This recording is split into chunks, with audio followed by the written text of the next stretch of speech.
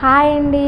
ఇదైతే శనివారం నాడు వీడియో. ఇంకా మేమందరం అయితే వెంకన్న స్వామి గుడికి అయితే వెళ్తున్నాం అన్నమాట. ఇంకా వెళ్ళే దారిలో సత్యనారాయణ స్వామి కొండ కూడా ఉంటుంది అమ్మమ్మ వాళ్ళ ఊర్లో. ఇంకా అదైతే వీడియో తీస్తున్నాను.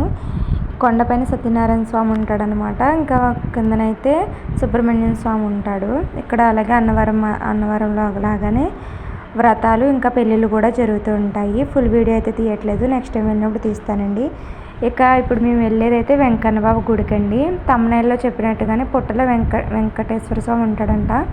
అయితే ఈ గుడికి ఒక స్థల పురాణం కూడా ఉందండి. అది మా అమ్మ వాళ్ళ చిన్నప్పుడు జరిగిందంట. గుడి ఉన్న ప్లేస్ అంతా మామిడి తోట అయితే ఉండేదంట. అక్కడ ఒక అతను ఆవులను అయితే మేపేవాడు.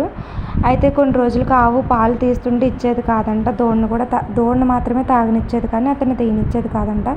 ఒకసారిగా కోపంతో అతను ఆవుని కొట్టగానే పరిగెడుతూ ఆ మామిడి తోటలోకి అయితే వెళ్ళిపోయిందంట. అతను వెళ్ళి చూసేసరికి అయితే అక్కడ ఉన్న పుట్టలో దారిలాగా పాలు ఇస్తూ ఉందంట. అది చూసిన అతనైతే ఇంకా యజమాని తీసుకొచ్చి చూపించాడంట. ఆ పుట్ట అయితే ఇదేనమాట. అప్పుడు అందరినీ ఆ పుట్టలో అయితే వెంకన్న స్వామి ఉన్నాడని అందరికీ అయితే అలా తెలిసిందంట. అప్పటి నుంచి కూడా గుడి కట్టించి ప్రతి శనివారం అన్నదానం, గుడికి వెళ్ళడానికి ఫ్రీ ఆటోలు అన్నీ అందుబాటులోకి అయితే వచ్చేసాయి.